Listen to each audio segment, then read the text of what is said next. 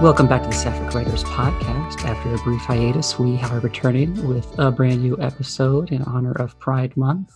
Sapphic Writers is a small writing organization that provides avenues of support, connection, and inspiration within the global Sapphic writing community by offering workshops, publication, and performance opportunities, and news and resources aimed at this underserved community of writers. I'm not going to read the next part because it goes on for a long time. We're a very wordy bunch, as you would assume, at Sapphic Writers, of course.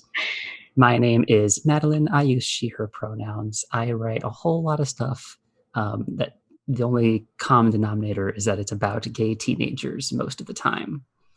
And I am your host, and I am joined today by Emrys and Chyna. Chyna is a new member to the podcast, recent member to the team, and we are going to learn all about Chyna. But first, let's get a quicker introduction from Emrys. Emrys, who are you? What are your pronouns? What do you do? And although you've answered it before, what's your favorite color?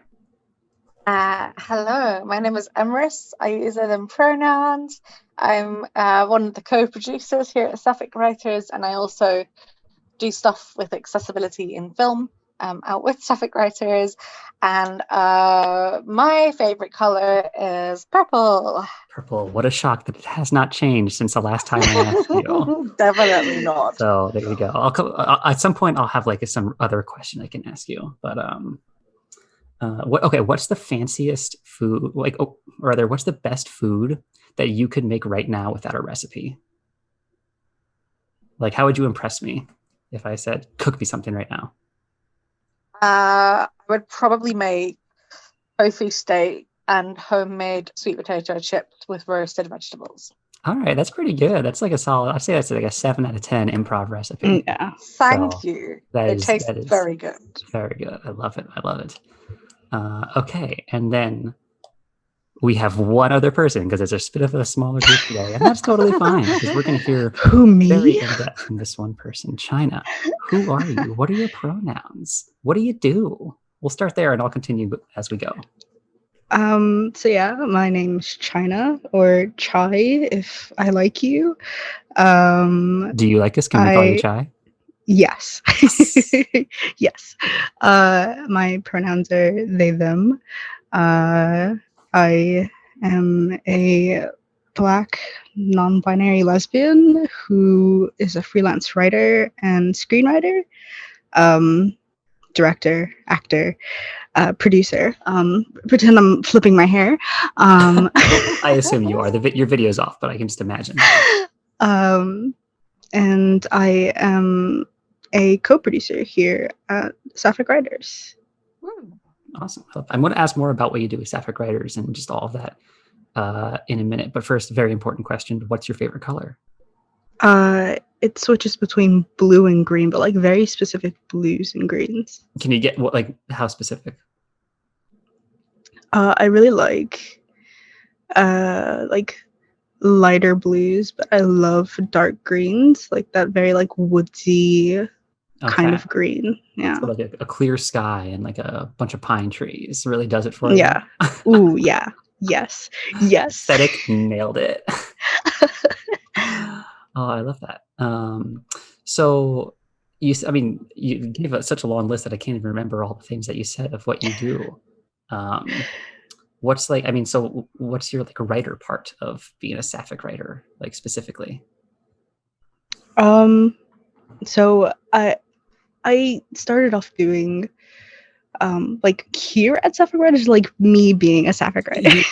You are writing, like independent of what you do here. Like tell us about what you write and everything. So I write, in general, stories about Sapphics. Mind-blowing stuff.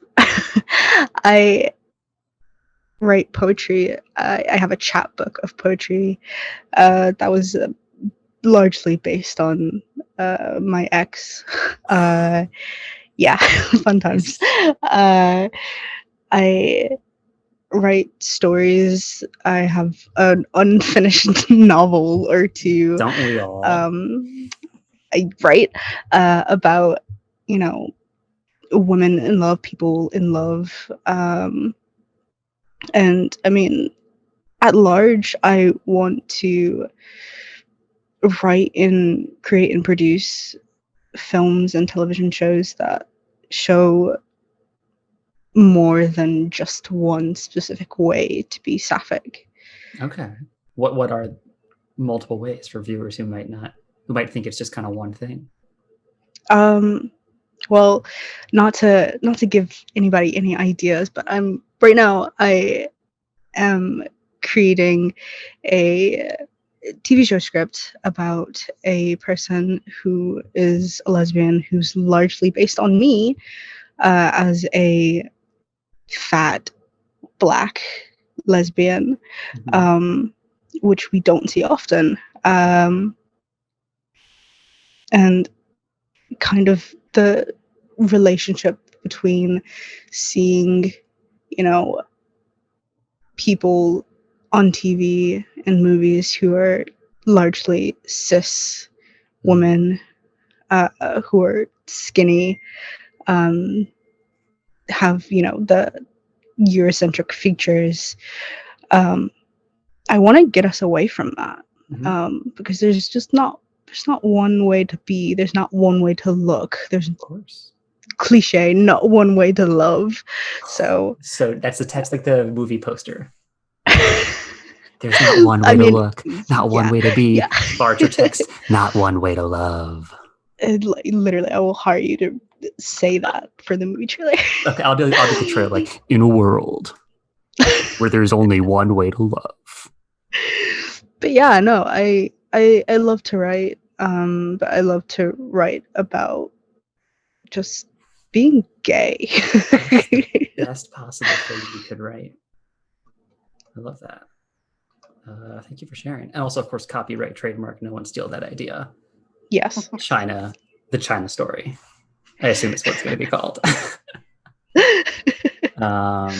Awesome. And then tell us, like, about you and Sapphic Writers. How did you? Because I mean, obviously, since you're newer, you've joined after we've been in business business is a funny word, existed for a little while longer. So how did you find us? How did you get involved, and what do you do?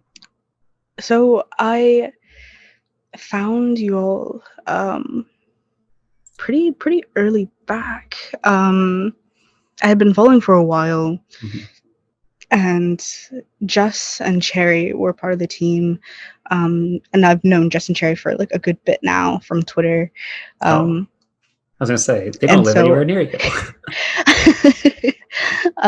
And basically I saw that you were, accepting new people in. I was just like, And so when I told Jess and Cherry, immediately they were just like, is it in? Is your application in yet? Like, have you submitted yet? Like, until you get it in. No, literally, they did harass me, and like, they both. It was like the day after each other, but they both were just like, I'll give you the interview questions. Like, I will tell you what's in the interview. Whoa, corruption exposed. Yeah. I'm so glad that they did though. Yeah, don't tell so that. Yeah, it's not gonna be, I was basically bullied. I was bullied. No, for a good reason. Yeah, for a good reason. A good kind of bullying that exists, right? And from there, I've kind of just been doing bits of a bunch of things, but mainly community engagement stuff.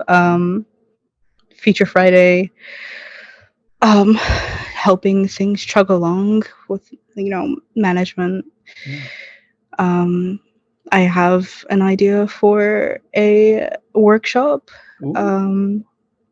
Things have just been real crazy, so I haven't even been able to like give it the attention it deserves, but it's coming. It's coming. It's all coming. I mean, it took us quite a long time to put on one workshop, so yeah, it's going to be okay, I think. So everyone who's listening will be looking forward to that, I'm sure, because I bet that'd be a really great workshop, whatever it is. Don't spoil us. We already know everything about your TV show, so thank you. Leave us, some mystery. Of course. And then, of course, the most important Sapphic Writers question: what is your opinion on Taco Bell? Oh, so. Oh boy, I feel a story coming on. I mean, not so much of a story, but like, one of the main things me and Jess bond Oh about my god. is Taco Bell. When we send each other money, we were like, hey, like in the notes, hey, get you some Taco Bell. You deserve it. Is there some like secret money sharing cabal in Sapphic Writers I don't know about, or people just get to their Taco Bell? Probably. What? That's never Probably. happened to me. Give me your payment information. I will send you money to get Taco Bell. I am gainfully employed. You do not need to do that.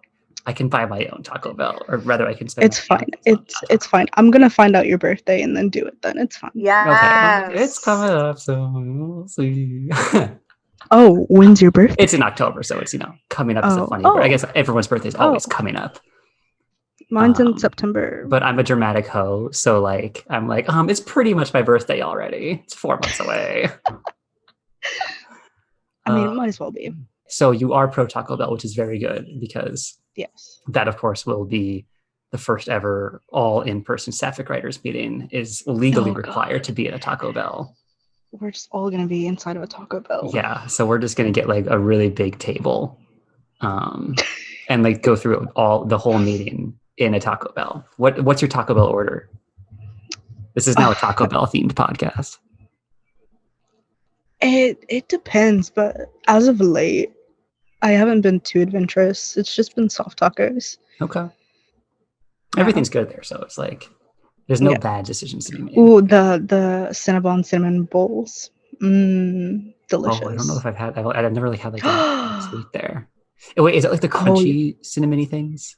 No, not the. That's like old, I think. The twirls, no, the balls, the Cinnabon cinnamon balls. Yes, like and they just have a cream ball cheese of dough and cinnamon, I assume. Yeah, and inside it has cream cheese. Wow, that sounds like even worse for your body than the average Taco Bell order, and I am living for it. It is, but it's so good. Oh, lovely. Well, I know what I have to do. Yes. Put that on my checklist of stuff to do. Awesome. I love it. Is there anything else we need to know about you? Any fun facts for the class? It's okay if the answer is no, because we'll coax more out of you as we go. Maybe that No, I'll save it. Whoa. Building tension. That was like, is it going to come up? Like, are you just going to be like, hey, I have a fact about myself? I feel like it will eventually. Like, oh my gosh. Yeah.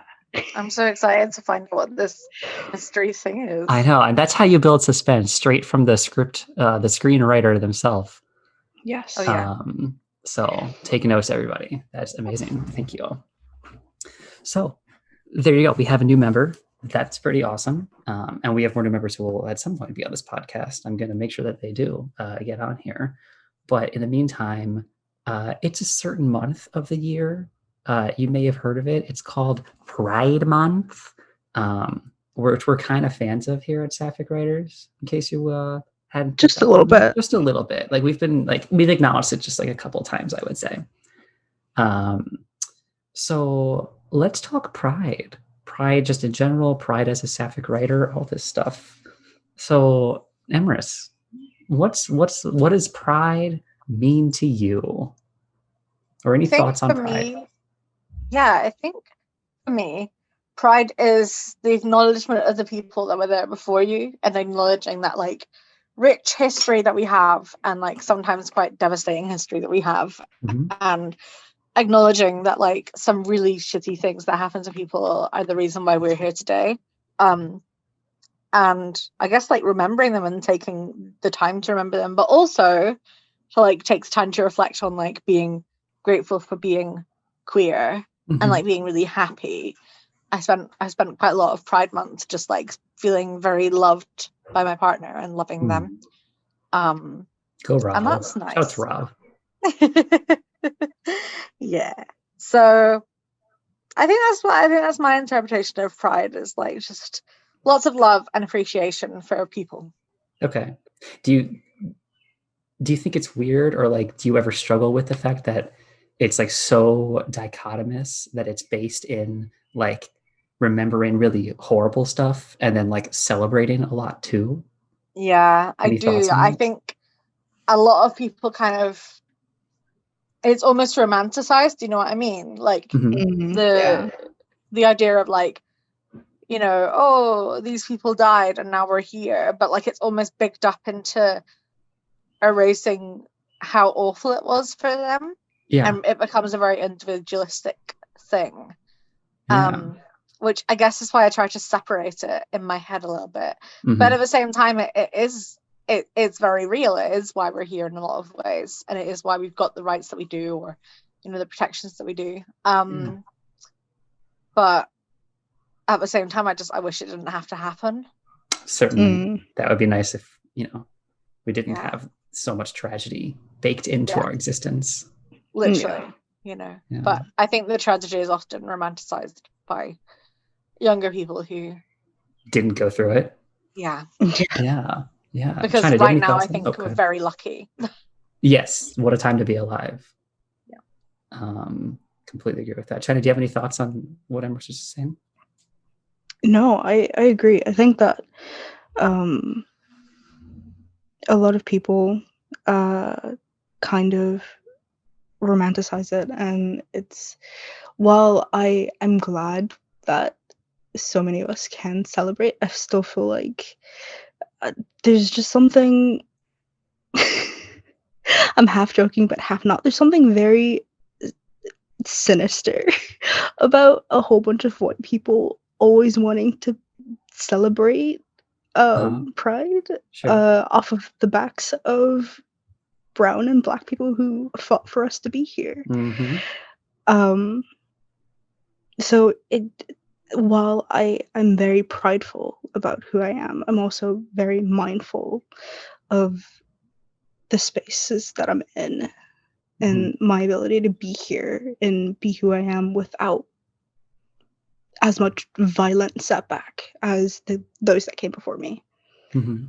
So you've got like lowercase p pride, but then you question a lot of the capital P pride.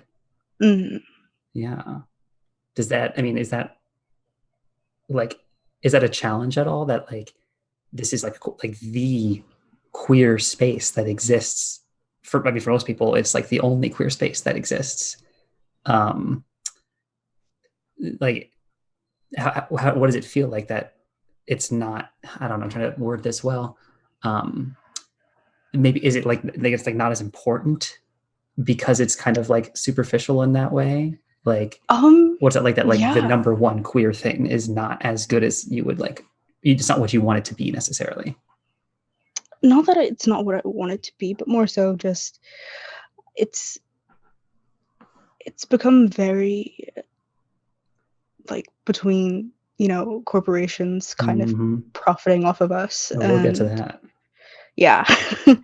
And just like the way things have shifted when it comes to talking about pride. It just makes me feel gross. It makes me feel gross. It doesn't, that those aspects don't make me feel prideful. Like I have pride in myself, and like seeing other people living their truth, but those things that kind of get shoved in our face this month just make me feel gross. So it's not as enjoyable. Yeah. It's like that's not the real pride part, you know. Like we're not like prideful that we have amazing taste in flags. You know, like it's just, it's very much separating it from the original thing. And purpose. The history. Emrys, any other thoughts on like just like, you know, having lowercase p pride versus capital P pride? Yeah, I definitely identify with a lot of that. Please. I am sick of corporations like taking over pride. Sure. I think it's absolutely disgusting that organizations and businesses that are known to routinely subject their LGBT LGBT staff, particularly Black and brown people, who work with them to like homophobia and racism can then like have a float in a pride parade, you know, with their banner in rainbow. Like it really grinds my gears. I don't attend like the pride event in my city because of that. And I never could, to be honest, because to me that's like buying into that. And that makes me sad because it's like that's meant to be something for me. It's not, but at the same time, like I couldn't imagine. I couldn't imagine going and like having those values. I mostly just feel a lot of like anger around consumerism and how it's bought into like this pink washing shite. Yeah, not a fan. Pretty upsetting. I remember the first Pride I went to was only a couple of years ago, because I didn't like live in a safe like environment to go to like express pride at all for a long time. And the first Pride I went to, so I was like an adult and everything. And at first I was like, oh, wow, there's like another gay that exists. I thought I was the only one. And then slowly it kind of like started to dawn on me. I was like, wait, why is like Target the biggest thing here? Yeah. Like, and then like across, from the Target thing, it's like Kia, the car brand, and they have like a car with a gay license plate. And I'm like, at least have the whole car be gay. But also like what is happening? So like I had like 3 seconds of being like, yeah, pride is great, I'm having a great time. And then I was like, maybe capitalism's bad. And now I'm a communist. That's the realization you should come to. That's like the true gay pipeline. Yes. Is they spit you out as a communist at some point. So like corporations, rainbow capitalism, what is like, is there like any, here's like the counterpoint question, is there any good to rainbow capitalism? Chyna, go. Or is it all like this negative thing? No wrong answers. I think that there's some good. How much? I can't say that it's a lot, but there is some good. Okay. For the organizations and companies who are actually like putting in the effort to actually work with queer people, great, fantastic. To actually give it to, the money that they're getting from these items that they sell for, once a month, once a year, then great. But beyond that, I feel like a lot of times, a lot of these companies are just like saving face. So there's never really true good intent there. Like, we're doing this just because we want to and because we can. It's like, no, we're doing this because we just want to make profit. Which, I mean, that's business. But like, when you put something like pride and you slap a couple of rainbows on things, like, you know what you're doing. Yeah. You know what you're doing. So just in general, there's not a lot of good coming from it, but I see there's few that have good intentions, and you see like commercials that feature like their products and they have queer people on the screen, wearing the products. It's like, okay, I can maybe fathom the idea of this being okay. Yeah. So you're telling me that if like a brand puts like Jonathan from Queer Eye in a commercial, that doesn't cure homophobia forever? No, it my does gosh, not. I had no idea. Emrys, anything on, like, is there any potential, like any benefit at all? What level should we be okay with it? I would largely agree with Chyna, and I think that the best way that corporations can show any sense of solidarity is to sit down, shut up, and give us money. To Yes. put it bluntly. Nice. Open your pockets. They can't do the work for us or speak on behalf of us because they're too big monolith to do that, I think. When we're talking about big businesses, it's just not right. Maybe if it's like a queer-owned business, that's a bit different, but Sure. Yeah. it's like a big business and it doesn't work. I think the one good that can come from, I guess, like pinkwashing that Chyna didn't mention is like small children seeing themselves in it. Like TV and film, having LGBT characters is so important for young children. Either learning about the world, but just learning about themselves as well, actually. And it's a great avenue for young people to feel like they're not the only one. However, I think in order for that to happen, that needs to be done properly. And often corporations mess up and don't require the type of care that is needed when a child's parent ends up being homophobic and the child then has to deal with that. You know what I mean? There's not the aftercare in place for that to happen. So it's a tricky one, but I think largely it doesn't, like, no, corporations and pride should not mix. Yeah. So that idea of like it being good for, you know, young people or people who wouldn't see it in any other way.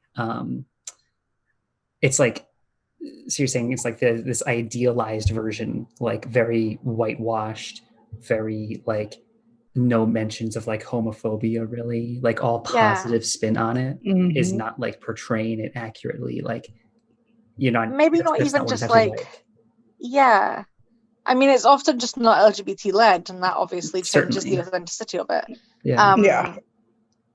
And I think also, like, one of my biggest worries is the reaction of the parents seeing that on TV or on film or in a shop, and then saying to the small child, "Oh, can you imagine those gays?" And lifestyle.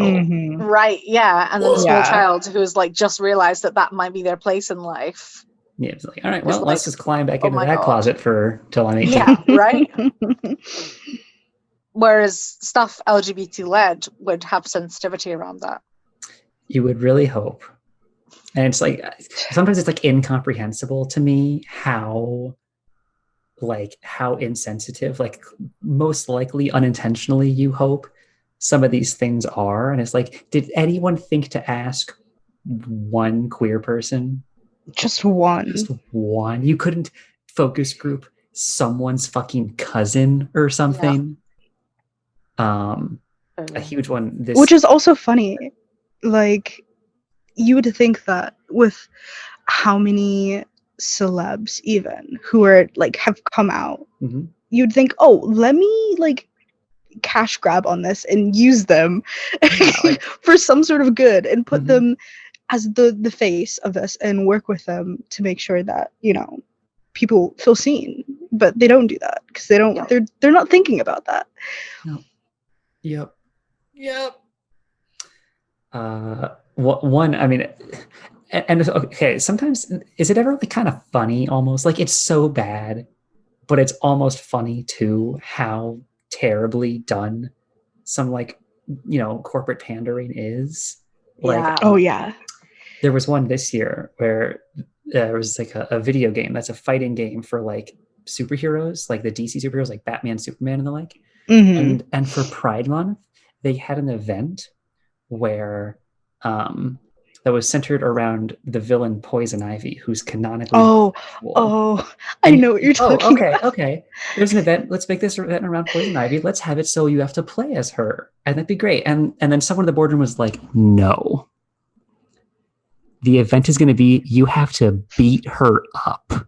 And the more times you beat up the canonically queer character during Pride Month, the better rewards you get. And it just makes you want to put your head through a wall. A mess. Truly a mess. But it's also hilarious. Like, to try to be that terrible. So that's fun. Any other humorous examples of just like the worst rainbow capitalism? Target, which is also very personal because uh, I've technically been out for like all of my life, but as my mom came around um, to like accepting me Sure. in the last like 4 or so years, she's like been a very big fan when Pride is around to go Okay. to Target and Oh get no. me lovely shirts. And I take them. I take them because I mean I feel That like counts. The thought that counts. The thought that counts. it's the thought that counts, and there's so many kids that don't get that energy. Mhm. So I'm gonna take these not so great shirts. I'm gonna take them and I'm gonna wear them. I've made one into a crop top. Okay, that's reclamation right there. Yeah. Um, but just like it's just very funny to see because like a lot of people like complain about like how terrible they look, and I'm just like they do look terrible. They Yeah. do. But like there's kids that don't like they don't get this at home. They don't get like their parents coming home, or in my case my mom coming over to my apartment and just like, oh hey, I got this for you, like I have a tumbler that I use with Oh, my water and my coffee that just literally has be kind and rainbow on it. wow. Yeah, Groundbreaking stuff. right. But it's just like it's the thought that counts. And Some you know, hashtag discourse. yes. It's like I get it, they're tacky, but I feel like a few years ago I wouldn't have got this treatment, and so I'm very happy to be getting this treatment. Yeah. That's a fabulous point. That brings me to my next question I was thinking of. What's the alternative? Like, okay, what's a realistic alternative? Like, would it be better if there was nothing? If June 1st hit and Target looked the same? Mm. Corporations were completely separated?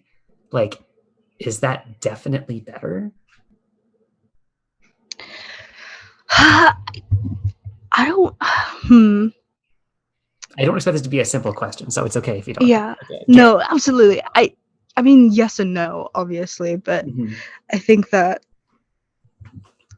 the one way that it would be better is if corporations are like actively like giving back to those communities. They're actively working with, you know, us, and it just begs the question: what are they doing after Pride?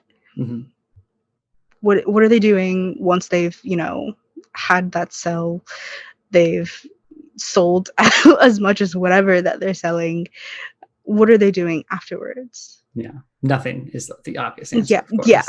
yeah. So I'm just like, what would they put in place to be like, okay, it's Pride, so here's what we're gonna do now and for the rest of the time that we're out and about. Mm-hmm.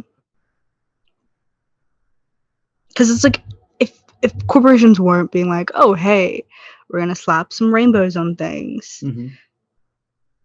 then of course, going back to little kids being able to see themselves or just see Something new. something new, Yeah. then like absolutely it would be a struggle because you know let's be real, a lot of little kids consume a lot of TV, so like seeing these commercials all of the times is like eye-opening. Mm-hmm. So it's such a nuance kind of thing to think about. Yeah. Yeah. It's definitely nuance is the word of the day for that situation. Emrys, do you have any thoughts on like would completely getting rid of rainbows in stores? I don't know what the UK equivalent is, like rainbows in Tesco, I guess. Yeah. Would that be an improvement? I don't know, to be honest. Like, I think in a way it's, I don't know. I think it probably would be, actually. I think it probably would be an improvement. Really? if it was replaced with like, instead of Tesco doing that, giving money to communities so that community support for LGBT people was larger, and they like gave it to LGBT youth, or they gave it to a organization that works with you, like LGBT elders or something like that. I think that would, it would be better, because the money would actually see some change, and like see structural change or legal change or support for people that really need it. And overall, I think that's better. And the more that kind of thing happens, the more we see organic representation in film, in books, in TV shows, because the LGBT people that have grown up with this representation feel more supported and more confident to do that kind of thing in their workplace. And I think that makes a much bigger difference. I mean, if they gave their millions of pounds instead of doing up their shops to organizations to make long-term impact work, then but I mean, that wouldn't happen. Unfortunately, I don't have much confidence. It's just great to think about. Like, oh, what a great hypothetical. Oh yeah, that's some real good stuff that will never. But I mean, also, like, I'd like to not see big businesses exist at all. So, like, well, now you're getting a little out there. Okay? Let's just take it down a notch there. I mean, if small businesses wanted to show some nice rainbow homemade bunting, I wouldn't mind too much. Oh yeah, there's no better feeling than like when you're walking around in like a city and there's some like independent bookstore. Yes. The Pride flag. You're like, that's it. Yeah, exactly. Right. So if we just scrap the Tesco's and the Walmarts and all that, replace them with all these lovely smaller businesses that really make an impact to communities, maybe rent out their space to community groups on the evenings, that kind of thing. Then I think I'd be cool with it. But completely. No, I'm done with big businesses having monopoly over Pride. This has nothing to do with Pride, but I just saw a deer like run across my street, and I do like like I live near a wooded area, but like this is just like a spot with only houses, and I was like, that's like something you see like in a an apocalypse movie, is like there's always like a deer comes across the city, and you're like, this says so much. I might cut this part out. Who knows? Back on topic. Sorry, I'm very distracted looking out my window. I mean, so I heard from both of you, like, they should donate money to someone. I'm sure, who's to say like what, who decides what's the good place to donate money to and what's the bad place to donate money to. But I was like, so I was in a store at the mall the other day, and they had a sign that said, all of the proceeds from this rainbow stuff, we'll donate it to the Trevor Project up to $25,000. And it's, at first you're like, oh, wow, that's like a lot of money. That's probably going to save like 8 million gay people, I bet.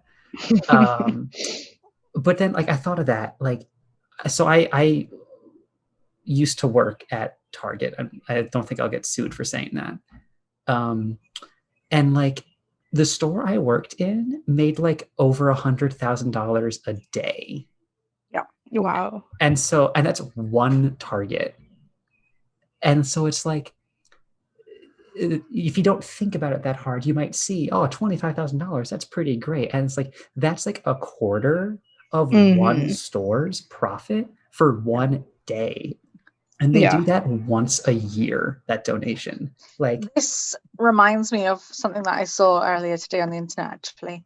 So there's an organization in my country called Sahelia who work with Black and people of color. Women of color and Black women who are seeking asylum in Scotland. Okay. And they currently rent a building in Glasgow from Tesco to like run their organization out of. They rent a Tesco or? No, like just a building that Tesco own. Oh, okay. I was imagining like, people sleep behind the cash registers or something. No. So they rent this building, and they approached Tesco for like a extension on their lease or whatever. And Tesco were like, actually, you can buy it for £305,000, which was significantly above the valuation. So Sahelia worked to like get the architect plans and like sort the required amount. They came back to Tesco, and Tesco were like, oh no, sorry, now we want 350k. What? And That's like £45,000 more, which is nothing to Tesco, but everything to a small organisation that works with Black women and women of colour seeking asylum I can in only Scotland. assume, yeah. So there's now a social media campaign to make sure that Tesco give them the building, but like that's just a big example of like this tokenization.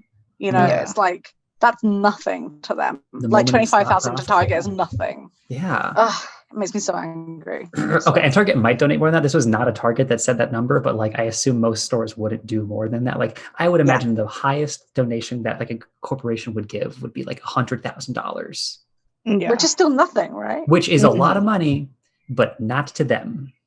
Yeah. So it's just like It's so like pocket frustrating. change. Yeah. Also, I thought So of another hilarious Pride Month thing. This is when I worked at Target.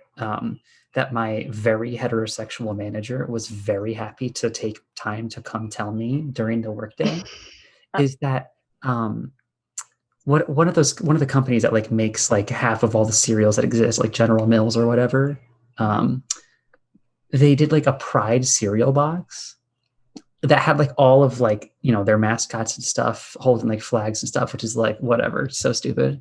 But then I realized, I think I saw that recently. Guess what cereal they picked for the gay cereal? Fruit Loops. Again, ask one gay person. Like, should we do gay Frosted Flakes? No. Oh no! Make them just a little fruity, you know. Oh, and it hurts, but it's so funny. I don't even know what to say. You have to laugh because what else can you do? You have to just laugh at the terrible world we live in. So that's horrific. Hey, this is the Sapphic Writers podcast. Let's talk about writing a little bit. Yeah. So this is something that maybe I'm the only one on this, but like, and definitely because I am much more like I'm a prose person, not like a poetry person. So, and I know Emrys, poetry is more your scene, so maybe you have different perspective. But like, I don't think I've ever seen capital P pride in any Sapphic writing that I've read. Like, and I read like only Sapphic writing, like only like gay books, and like that's like never a thing. They never talk about like pride festivals, pride parades, pride month, kind of like any of that, or even like having a rainbow sticker on your like water bottle or something. Like, am I crazy? Is this happening somewhere and I'm not finding it? Does anybody have like any thoughts? No, now that you say it, I don't think I've read any book where the character is like explicitly queer and they've been like, oh yeah, I went to Pride, or just some sort of Pride related event, or just like something. Yeah. That's weird. That's very weird. That's really interesting. I don't think I've definitely seen it in poetry, but that's a different kettle of fish. Yeah. When it comes to like fictional writing, I don't think I have seen that. Yeah. Like, that's really interesting. You'd think that'd be like such a freebie. That's like the free space in the middle of the bingo board. It's like your characters go to Pride. Like I once some author, I read a thing that said like, if you don't know what to do in your story, have all the characters go to a party. It is like the easiest like next scene thing to do. And like, that's like triple for have your characters go to Pride. I can think of like right off the bat, like 10 different like chapter plots that could happen around the characters go to Pride. Imagine a whole book where the whole entire book takes place in Pride. one day, like at Pride. Yeah. I'm sure there's something out there, but I honestly can't think of any. Yeah. Like looking back at my bookshelf, I'm doing a quick scan. And I don't, not a single one of my books, the majority of which are gay, are like, what? That's just, I can't comprehend. Like, why do you think that is? Insight, Chyna, go. I mean, the first thing that comes to mind is maybe that the people that are writing this, like, not featuring, you know, any sort of pride events, or like the characters are gay, but Mhm. the story isn't centered around them being gay. Maybe that's the thought process. Maybe. Maybe. So they're just like, do we need pride here? No. But I don't know. I just find it very weird because it would be such a fun thing to add Mhm. to any story. Yeah. When I was having this thought that like, oh my gosh, this never happens. That's I immediately started writing a one-shot fan fiction about two characters from a cartoon that are both sapphic for each other. What cartoon? The Owl House. I Separate topic. mean, I'm gonna message you later. Okay, we'll talk about it privately later. And definitely we'll have a podcast about that sometime. Yes. As the podcast czar, I have decreed gay cartoon podcast is happening at some point. I'm in the middle of writing this one-shot fan fiction about them being at Pride because like I was like, that'd be really interesting. Yeah. Like I can't comprehend a reason not to. And yes, like books like about gay people shouldn't be like only about them being gay, but like if you look, but then they go walk into Barnes and Noble or whatever bookstore, and there's going to be a table in the middle of the floor that's like, "Hey, are you a queer TM? You like these books? Like they're marketed like that. Yeah. They're sold as gay books. So why not lean into it? Yeah, like you would really think that would be like a selling point. Just be like, hey, rainbow people, come read this book that has rainbows in it. Exactly. But it's like nothing that I can think of. Emrys, do you have any thoughts on like why this situation is the way that it is? I think it's like if I'm writing gay characters, I don't necessarily. I'm too interested in like their lives to think about out with events like Pride. To be honest, I don't know how to explain it better, but like if I'm writing, like I'm too busy focusing on the plot line, and my plot lines wouldn't necessarily have a pride parade. But even like, and I don't write like romance stuff, so I mean, like, but even the fluffy romance books that I've read about lesbians, like they don't feature pride parades either. So yeah. A good murder mystery with a pride event. Yeah, you know, just like a little happy pride moment in the middle.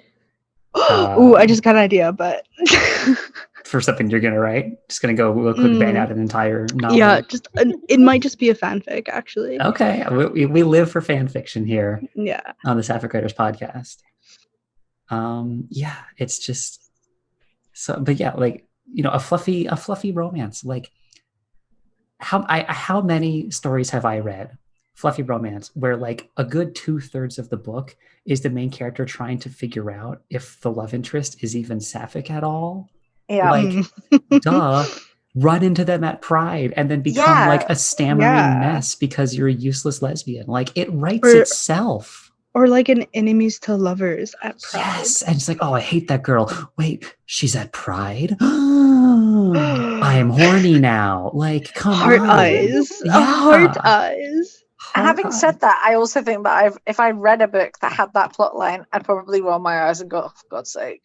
Yeah, but it'd be like okay. Like, but you know what? That's the best part is that you're able to roll your eyes at and that it's been written and someone's out there gonna enjoy it. Yeah, like how many stupid like cowboy heterosexual romance novels are there? You know, exactly. Where like every trope that exists because of heterosexual romance. You know, like we deserve some tropes, some positive tropes. You know, that's true. Yeah. So get on it. If you're a Sapphic writer and listening to this, go put a frickin' pride parade in your book. I'm looking at you, Cherry. I'm looking directly Cherry, you better listen soul. to this and you better put it in the pride parade. That's Julia, amazing. I know all your books are about like gay elves, but put in a gay elf pride parade. Find a way to make it work. You're just calling people out, aren't you? Yeah. Jesse, write nonfiction, so I can't do much to you. I think Jess is the most likely to write about a pride parade because they're writing like a autobiographical. I can't say that, aren't they? So, I mean, I know that they've had some pride parades that have been pretty important to them. Yeah. So one of these darn Sapphic Writers people has got to get on that at some point. I can see Cherry's message to me right now, yelling at me, being like, "Go finish your book." Ooh, called out. Ooh. Love it. Any other thoughts on like Pride, your Pride, capital P Pride, being a Sapphic writer in Pride? Have I picked your brains thoroughly enough? I think the one thing that I feel like saying is that while the overall like idea idea of pride and overall celebration, while that makes me feel I have so much pride in myself, and just like grateful that I'm at a place in my life where I love myself. Gross. You love you and too. I love that though.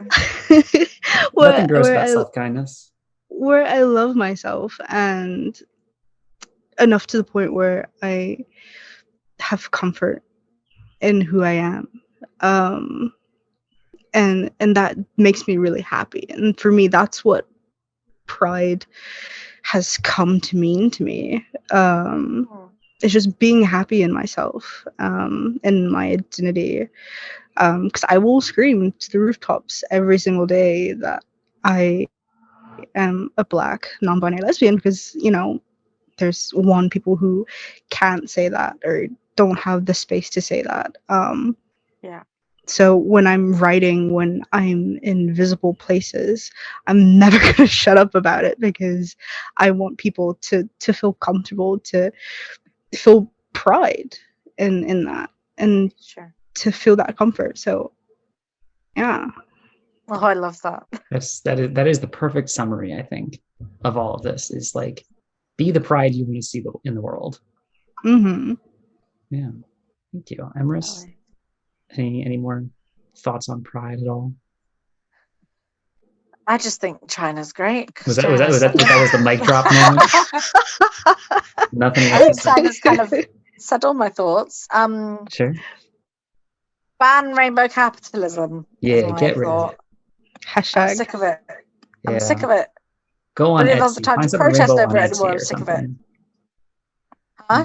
So go on Etsy. Find something rainbow on Etsy. That's some random person made that. Give them your money. Yes. Nice. Awesome. And watch The Owl House. But we'll get more into that later. Yes. All right. Let's wrap it up here. Sapphic Writers podcast. We also have tons of awesome Sapphic Writers stuff. Emrys, tell us about some Sapphic Writers stuff. Oh, okay. So we have a Sapphic soiree, which is every 2 weeks on Fridays. We also are nearly finished or already finished, depending on when this goes up, our Pride calendar, which has been a lot of fun. And we're planning a festival towards the end of the year. And we have loads of digital opportunities, including a new zine coming out in September. We just released our June one. We're super busy. Come and get involved. Yeah. You can find all of that stuff on our website, Facebook, Twitter, Instagram. I think those are all the locations. Those will all be down in the description. So please go ahead and click on those, follow us, join us. It's a pretty great place. Chyna, is there any other Sapphic Writers stuff that needs to be mentioned? Or did Emrys just knock it out of the park? I think they got everything. Yes. Nice. Awesome. Well, this has been the Sapphic Writers podcast. I'm Madelyn. We've been Chyna and Emrys. And it's been a pleasure talking about Pride with you. And we'll see you next time. Everyone say bye. Bye. Bye.